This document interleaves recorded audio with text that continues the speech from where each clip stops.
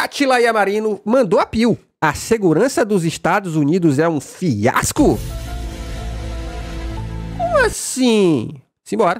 Recentemente eu recebi uma chamada no celular do que seria a minha operadora de celular. O número era meio estranho, só que se eu só tivesse olhado de relance, tivesse na pressa ou com alguma coisa, e só visse a identificação do contato, eu não teria nem reparado. Eu atendi de qualquer forma. Aí falaram: oi Átila, aqui é da operadora tal, você tem conta aqui com CPF tal, sua data de nascimento é essa, então tem outra linha no seu nome, com a conta atrasada, a linha de número tal. E a gente vai mandar a segunda via do boleto por e-mail, para o seu e-mail X, para você pagar. Eles tinham meus dados, todos válidos, eu recebi a conta no meu e-mail e não precisei passar nada para eles. E se tivesse de novo um pouco mais preocupado ou distraído, teria caído num golpe. Tem algumas semanas, inclusive, que tentaram invadir o meu WhatsApp, o meu Instagram e, mais recentemente, essa conta no YouTube. E quanto mais a nossa vida fica online, mais a gente está vulneráveis a esses ataques. Ok, era um golpe, né? Esse golpe é novo, hein? Esse golpe aí é... O golpe de Zap, de YouTube, essas coisas aí, a gente já sabe que rola, né? Algumas vezes por malícia, outras vezes por descuido nosso até.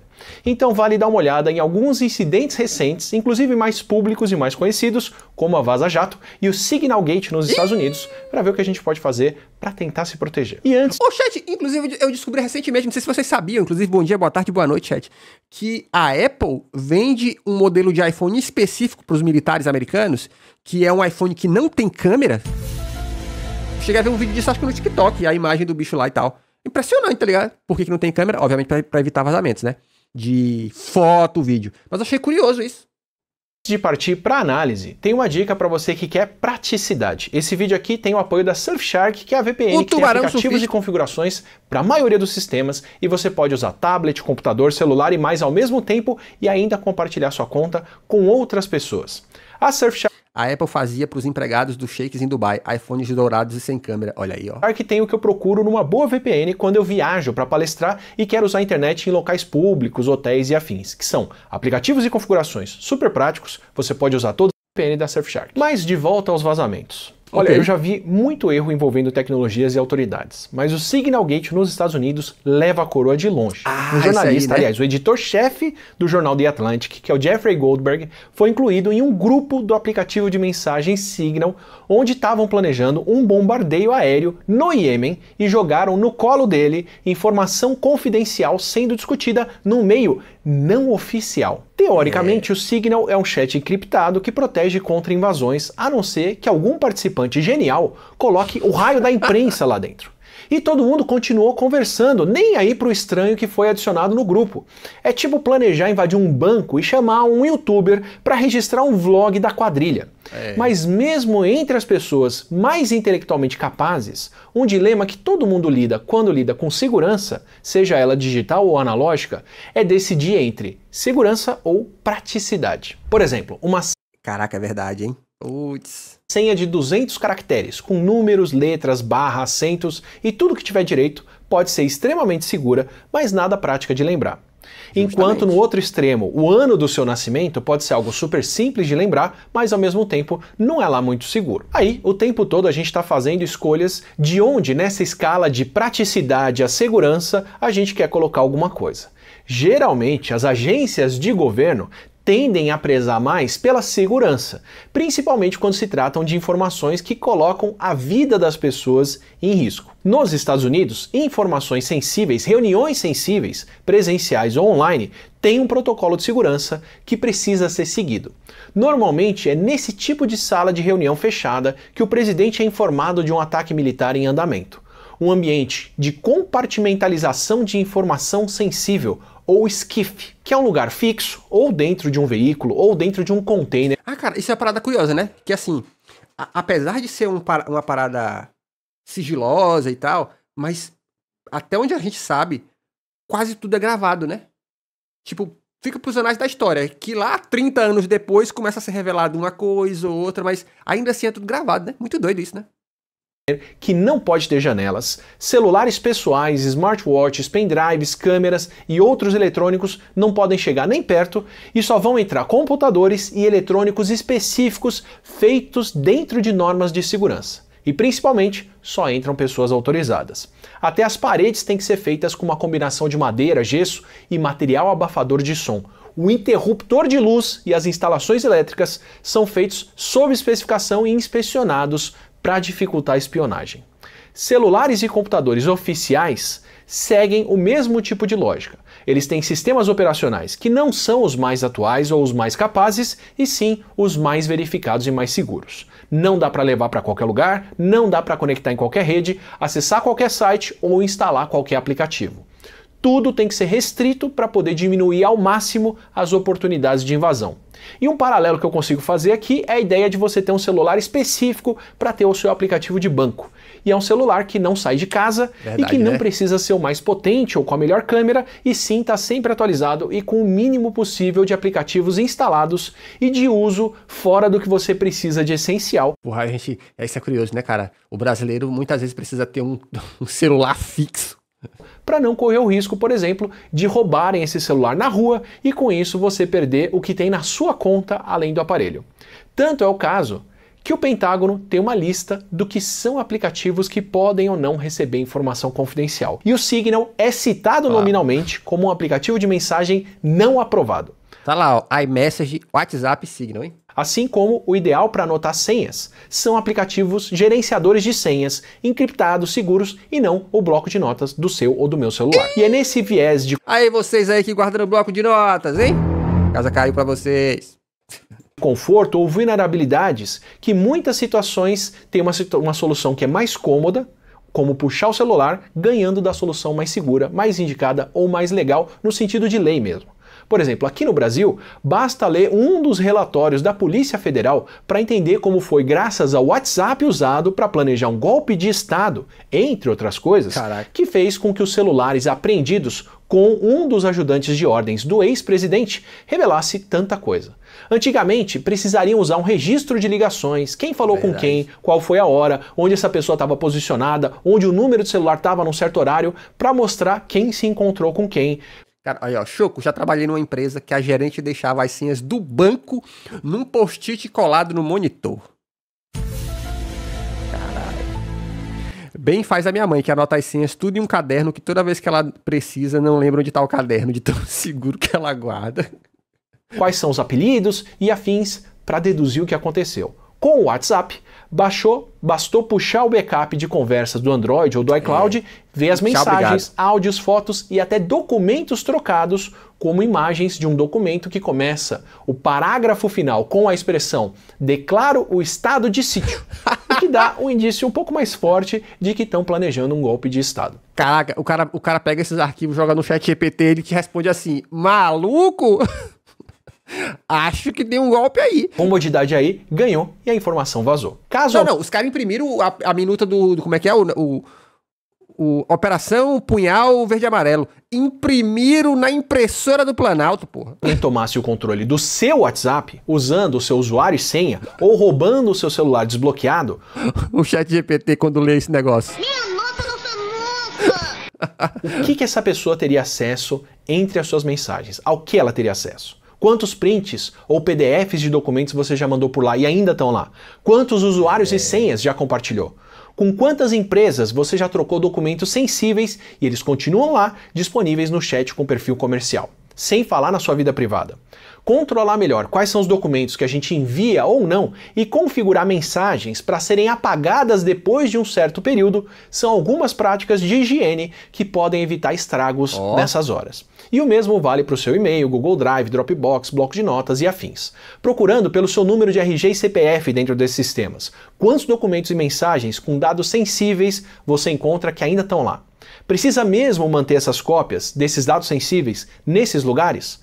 Quantas senhas você tem anotadas no seu bloco de notas? Quanto mais dados sensíveis disponíveis em uma conta, maior é o estrago, mesmo se ela só for invadida. Configurar esses aplicativos sensíveis no celular para terem bloqueio com senha ou com biometria, deixa o uso deles um pouquinho mais chato. Você vai ter que desbloquear sempre que quiser usar, mas já evita o acesso a tudo caso roubem o seu celular. Instalar o celular seguro e configurar o bloqueio também ajuda não só a dificultar esse acesso em caso de roubo. Aí, ó, cara, vocês já baixaram esse aplicativo aí, lá do governo, o celular seguro? Aí que eu acho que eu nunca fiz, não. Mas também o repasse do aparelho roubado depois. Nesse sentido, quem organizou o grupo estratégico no Signal, nos Estados Unidos, estava um pouco mais preparado. O grupo no qual o jornalista foi incluído foi configurado para que as mensagens fossem apagadas depois de alguns dias. Ou seja, se os envolvidos naquele grupo ou nos outros tantos grupos que o Conselheiro de Segurança Nacional criou no Signal passassem por uma investigação, como a investigação que aconteceu aqui no Brasil, os celulares dos participantes não teriam mais registro nenhum do que foi discutido lá dentro. Para vazar a informação, só se adicionasse um jornalista no grupo que pudesse ver tudo o que se passa antes de aí tudo se apagar. Né? Esse grupo aqui é secreto. As mensagens auto se apagam. Mas tu colocou a vítima, colocou um jornalista dentro. Aí é foda. Aí ele só... deixa eu anotar esses prints aqui. Cara, o jornalista... Eu lembro que o jornal falou assim, ó... Para provar que nós estamos... Que nós não estamos inventando... Tá aqui um print gigantesco só da parte... que não vai dar o nome de ninguém. Tipo, não vai colocar as tropas americanas em risco. Aliás, essa é uma das diferenças entre um grupo desses e o que se passa dentro de um esquife. O que é discutido em locais oficiais, mesmo seguros assim, adequados para isso, fica registrado. Registrado de forma que inclusive dá para ter acesso de fora, quando a informação não é confidencial naquele momento, em nome da transparência governamental criada para combater, entre outras coisas, corrupção. Por exemplo, no Reino Unido, a revista New Scientist usou o equivalente à nossa LAI, que é a Lei de Acesso à Informação, para poder perguntar como o secretário de tecnologia deles, que seria o equivalente ao ministro de tecnologia ou de ciência e tecnologia, estava usando o ChatGPT. Quais eram os prompts que ele estava fazendo no ChatGPT. Meu Deus. Ó, aquele vídeo que a gente reagiu aqui do Lucas Montano, cara, os comentários corroboraram aquele estudo. As pessoas estão usando o ChatGPT, na maioria das vezes, para se aconselhar. O problema é quem são essas pessoas, né? Imagina um ministro da defesa, ChatGPT. Baseado nesses dados, taco bomba ou não taco bomba? Aí o ChatGPT. E descobriram com isso que ele estava perguntando para o autocompletar conselhos de governo, como convencer as pequenas e médias empresas do país a usarem mais inteligência artificial, ou em quais podcasts ele poderia aparecer para atingir uma boa audiência. Puta merda, caralho, mano, é foda. Olha aí, chat, é claro que isso vai acontecer, pô. É óbvio que isso vai acontecer, gente. Meu Deus do céu. Caraca, mano. Vixe, nós estamos fodidos mesmo. Eu não tenho mais... Isso porque, no Reino Unido, eles pediram acesso aos prompts feitos em caráter profissional e o governo precisa dar acesso a essa informação dos seus funcionários. Já no caso do Signalgate, a navalha de Hanlon é um provérbio que diz que nunca atribua à malícia o que pode ser bem explicado pela estupidez. Eu ainda vou explicar como isso poderia acontecer por malícia, o Signalgate, com o que causou a Vaza Jato aqui no Brasil. Mas por enquanto, a explicação parece ser estupidez mesmo. Segundo fontes na Casa Branca, o que aconteceu é que uma pessoa chamada Brian Hughes encaminhou um e-mail do jornalista para o Conselheiro de Segurança Nacional. Certeza. O e-mail tinha o telefone de contato do jornalista e a Siri do iPhone do Conselheiro de Segurança detectou esse número de contato no e-mail como sendo do contato do Hughes, que encaminhou a mensagem, e perguntou se ele queria atualizar o seu contato do Hughes com aquele novo número. É que nem quando o TikTok abre e pergunta assim, tu quer conectar no teu Facebook aqui pra gente... Pra tu seguir os teus amigos? A resposta certa é sempre diga não. O conselheiro clicou que sim, e aí ele salvou o contato do jornalista como sendo o tal do Hughes. Olá. E quando tentou adicionar esse Hughes no grupo do Signal, acabou adicionando o número de celular do jornalista, usando e-mail e celular pessoal. É por isso que eu fico puto com a galera que... Ó, você que quer entrar no Digi Escolhidos, tem que ter foto no perfil. Botar... Perfil sem foto, só com aquelas legendas assim, tio, asterisco, florzinha, Deus te ama. Eu vou lá saber quem é. Cara, a raiva que a gente passa? Quando o entregador do Mercado Livre te manda mensagem no Zap pra falar que a entrega tá chegando. Aí tu abre a mensagem, tá lá um relógio com a lágrima caindo do relógio e o nome é O Tempo de Deus é o Melhor Tempo. Eu não sei o que é isso, cara. Deus no comando. Esse tipo de mistura é muito mais provável. O que gera uma outra recomendação aqui. Se você já não faz isso, pensa em criar um e-mail para uso exclusivamente profissional, fazer um usuário de trabalho no Android, criar uma tela e um perfil de notificação de trabalho só com os aplicativos essenciais no iPhone, ou usar aplicativos diferentes para falar com as pessoas do trabalho e da sua vida pessoal. São formas de evitar esse tipo de mistura entre privado e profissional e algumas situações bem complicadas. Pelo lado da malícia, tem uma outra vulnerabilidade que vale prestar atenção, que é o vazamento de dados. Você pode ter uma ótima senha, mas se o site onde você usa essa senha foi invadido e os seus dados foram vazados, essa senha se torna praticamente pública. Por exemplo, checando o LeakPeek, que é um site que compila bancos de dados vazados, eu consigo descobrir que o meu usuário e senha do antigo Last.fm e do Discos foram vazados. Para minha sorte, são usuários e senhas da época que eu não tinha organizador de senhas ainda e repeti uma mesma senha em mais de um site, mas desde então eu não usei mais. Justamente. Só que qualquer outro serviço que tivesse esse mesmo usuário e senha antigos meus podia ser invadido sem dificuldade nenhuma por alguém com esses dados. E é aqui que eu faço a recomendação para você usar um gerenciador de senhas. Seja o gerenciador do seu próprio celular, como o gerenciador do Google ou o gerenciador do iPhone, para poder criar senhas individuais e bem mais complexas para cada serviço que você usa. Assim, mesmo se a senha de um site ou de um serviço vazar, os outros não são comprometidos. E você não precisa lembrar de cada uma delas. Melhor ainda se você usar um serviço que também cria novos e-mails que direcionam as mensagens para o seu e-mail original. Assim você continua recebendo mensagens em um lugar só, que você está mais acostumado a usar, mas cada site que você acessa ou assina tem um usuário individual. Aí, se os dados daquele site vazam... Olha, se entrar um publi aqui seria brilhante, porque eu realmente acho que isso é um bom serviço, tá, chat?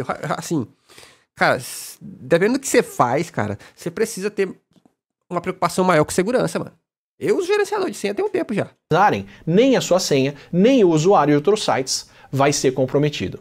E é aqui também que a coisa pega para o pessoal do Signalgate, porque o volume de informação disponível sobre quem está no Conselho de Segurança dos Estados Unidos é surreal. Com uma busca simples na internet e outra nesse tipo de banco de dados vazados, o jornal alemão Der Spiegel encontrou números de celular, e-mails e até senhas de pessoas como o conselheiro que adicionou o jornalista, o secretário de Defesa Nacional, que é o diretor do Pentágono e da casa toda, e a diretora de Inteligência Nacional. Com os e-mails, encontraram usuários de login. Cara, e ela tem um cabelo aqui muito de remake de algum filme dos X-Men, não tem? Aquela pessoa é um político malvado, ou pelo menos do lado mal da força de qualquer filme de baixo orçamento dos X-Men, né? Em vários sites como Instagram e LinkedIn, e se repetiram a senha em algum outro serviço, já era. Com bancos de dados para marketing, os jornais também conseguiram encontrar e-mail e número de celular das pessoas. E com os números de celular encontraram usuários de WhatsApp e Signal, que são grandes brechas para agências de espionagem instalarem aplicativos de espionagem que são caríssimos, com os quais a maioria das pessoas, eu e você, não precisam se preocupar, mas que esse tipo de profissional em particular, principalmente nos Estados Unidos, com certeza precisa. Também acharam os contatos do Venmo, que é um aplicativo que faz transferência de dinheiro para quem vive em país atrasado, que não tem Pix, que perguntava para os... País atrasado que não tem Pix. Minha nossa, não sou Gostei, essa aqui foi boa, Atila, essa aqui foi boa. Cara, nós estamos pra frente, mano. O Pix é top. Os usuários, no começo, se eles queriam adicionar as pessoas da sua lista de contatos no sistema. E quem não revisou a sua lista de contatos e deixou ela aberta, estava com isso exposto na internet toda. Foi com uma vulnerabilidade parecida com essa, mas até mais simples, que rolou a Vaza Jato aqui no Brasil. Segundo a investigação da Polícia Federal, o que fizeram por aqui para vazar as mensagens de Telegram de muitas autoridades foi com o número de celular das vítimas, que também é usuário do Telegram, pediu código de acesso por telefone. Aí ligavam para a vítima sem parar para deixar o telefone ocupado, o que fazia com que a mensagem do Telegram com a senha caísse na caixa postal. E aí, como pouquíssima gente nem acessa a caixa postal, que dirá trocar a senha padrão de acesso, podiam entrar na caixa postal da vítima, ouvir a mensagem com o código e acessar remotamente o Telegram no computador. Para quem trocou a senha, podiam simular o número do telefone da vítima e ligar para a caixa postal se passando pelo número de celular dela, no modo que as operadoras não pedem senha para ouvir as mensagens. Justamente. Sim, a combinação de usuário e um sistema de acesso vulnerável podem criar esse tipo de vulnerabilidade. No caso do Telegram, usaram para acessar as mensagens trocadas antes pelo computador e ele nem avisava que tinha alguém acessando de um outro computador. Esse tipo de vulnerabilidade é corrigida usando autenticação em 2 etapas, que é quando a gente precisa da senha e um segundo código enviado por e-mail, SMS ou gerenciador de senhas para confirmar que a gente tem aquele acesso. O que resolve muita coisa, mas nem tudo também. E ainda tem uma outra vulnerabilidade social bem grande atualmente, que é ainda maior no nosso caso aqui no Brasil. Sim, porque aqui a gente teve 2 grandes vazamentos de dados bem recentes. O banco de dados do Ministério da Saúde em dezembro de 2020, no meio da pandemia, que deixou os dados de todo mundo com cadastro no SUS e os clientes de plano de saúde disponíveis, e o maior vazamento de todos, que recebeu o nome de Deepwater na investigação aberta, onde tem nome, CPF, foto de rosto, score de crédito, CNPJ e outros dados de 223 milhões de brasileiros vazados. A fonte é desconhecida e se esse número parece maior do que o da nossa população, é porque os dados de pessoas falecidas também estavam aí no meio. E é cruzando os dados desses vazamentos que alguém pode me ligar sabendo meu nome, meu número de CPF, minha data de nascimento e o meu e-mail e se passando pela operadora para poder aplicar um golpe.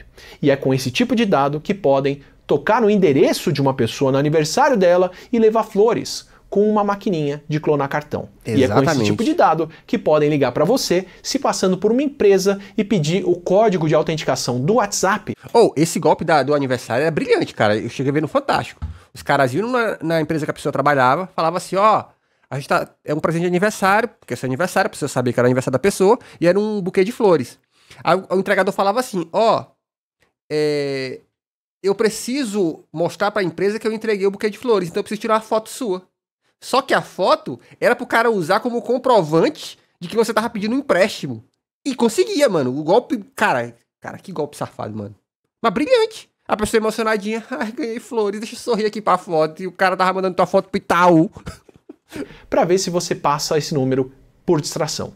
Fica o meu convite para você ser bem mais restrita ou restrito com os dados que se compartilha em cadastro de loja e afins, especialmente quando não são dados necessários. E nunca use o seu telefone como autenticação de segundo fator. Sabe aquele rolê de vou mandar um SMS para você para confirmar você? Não cadastre seu telefone. Se você cadastrar o telefone, você se lascou, tá? No Brasil, cadastrar o telefone é roça. Ou seja, aqui no Brasil, com esse tipo de vazamento, a gente está vulnerável a várias outras camadas de golpe a mais do que estão nos Estados Unidos. Mas tudo bem, porque o governo deles lá está criando o grande banco de dados com todos os dados dos cidadãos agregados para treinar a inteligência artificial em cima. Então, é questão de tempo até eles estarem tão vulneráveis quanto nós, ou mais. Se você curtiu esse tipo de conversa que mistura tecnologia, dia a dia e outras coisas, aproveita, se inscreve aqui no canal, assim você recebe os próximos vídeos e recebe também o Não Ficção, que é o nosso podcast de ciência do dia a dia com especialistas, que inclusive tem uma conversa bem mais completa e cheia de boas lições sobre segurança e celular. Confere lá. Excelente. Aí, ó. O que o Atila tem aqui, ó? O Atila tem, direção, edição, animação, tá vendo? Tem que sofisticar o negócio, chat. Tem que sofisticar. Se inscreve aqui nesse canal também. Aqui tem vídeo de segunda a sexta. Beijos e tchau. Obrigado. Pra você aí, ó. Tchau, obrigado. Pra você especificamente.